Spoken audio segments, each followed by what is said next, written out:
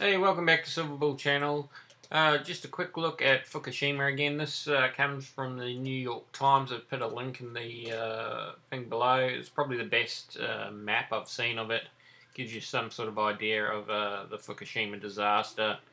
Um, Normally, they say the average person gets 6 millisieverts of radiation a year.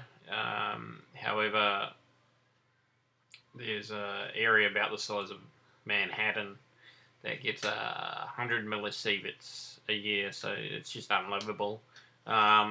Even that's sort of argumentative, the millisievert readings, because some of these radioactive isotopes, you only need one of them to enter your body, and it's chugging away radiation in your system is going to give you cancer. So, you know, they've got a whole valley here that's probably stuffed as well and should be evacuated, but it's not. It's got 600,000 people, and just practically it's too much for them to try to move over 500,000 people and resettle them in what already is a very densely populated land.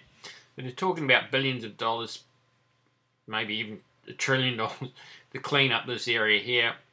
I don't know why they bother. This should just be the new Fukushima National Park. They should write it off.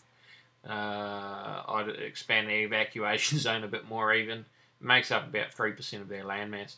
That should just be the new Fukushima National Park, and it will never be inhabited by humans for like the next 200 years. Chernobyl has basically become a park where wildlife and other things do exist.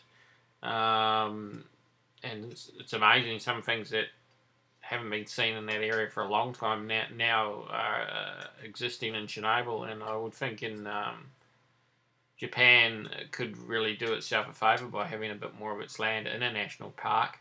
Some say, yeah, it is densely populated, but its population has at times declined.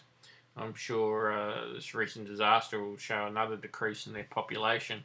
They have an aging population, so that's part of why they're in economic stagnation, because their population is not increasing, so they don't get the growth of their economy through population increase. But they can mitigate the damage that does to real estate markets and that by cutting off some of their land from those markets. And here's a perfect opportunity: 3% can't be used. Cut it all off and declare it a national park with unfit for human habitation. Not the best way to create a national park, but it is one way. This article is courtesy of the New York Times, and I'll put a link below. Suggest you go and have a read. Very good article.